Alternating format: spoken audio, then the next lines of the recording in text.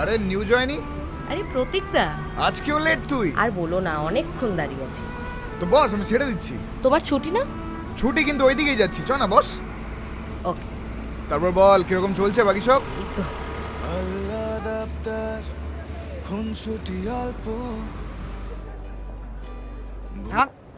থাক, আরো চুপ করে থাক। তুই না বললেও বুঝবে কি করে তুই ওকে ভালোবাসিস। ভালোবাসি মানে ও ভালো লাগে। তোর আর এই ঢপের কাহিনী আর আমাকে শোনাতে হবে না। যদি ওকে ভালো না বাসছিস, 5 বছর ধরে ওর জন্য ধৈর্য ধরে বসে থাকতে পারতিস না। পুরো বলবো বুঝতে পারছি না, জানিস তো। দেখ, এই সব করে করে অনেকটা সময় নষ্ট করে ফেলেছিস। এরপরও যদি তুই ওকে না বলি, অনেকটা দেরি হয়ে যাবে। বলে দে আর। 5 মিনিট ধরে আমরা এরকম চুপচাপ দাঁড়িয়ে আছি। আপনি কিছু বলবেন না? আমি না বলছি। আপনাকে সেদিন ওটা কে ছাড়তে এসেছিল? যেই চারটে আসুক, আপনার কি? মানে আমি আছি তো, আমি ছেড়ে দিয়ে আসতাম। আপনি কেন ছাড়তে যাবেন? আর এমনিও উনি আমার অফিসেই কাজ করেন। আমাকে বলেছে রোজ নিয়ে যাবে আর নিয়ে আসবে। কেন? আমি থাকতে উনি কেন? শতক আমরা বন্ধু, তাই না?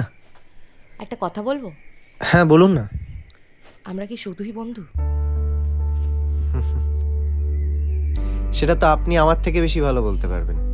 ছাড়ুন, আপনাকে কিচ্ছু বলতে হবে না।